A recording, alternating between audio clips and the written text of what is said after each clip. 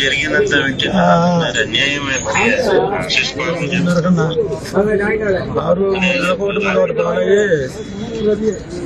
Car గుద్ది కారం వెళ్ళి పడాలి గొంతు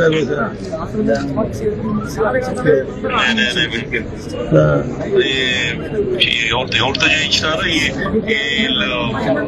మనోళ్ళే వర్షాలు కూడా తెలియదు. మనోళ్ళే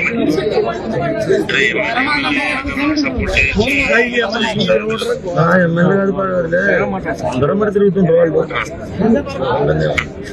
మనోళ్ళే సొంతోళ్ళే గవర్నమెంట్ కాదు, మళ్ళీ వేరే పార్టీ కాదు,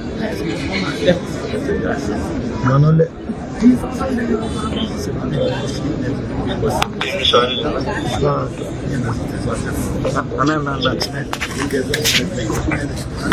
సొంత మనవడు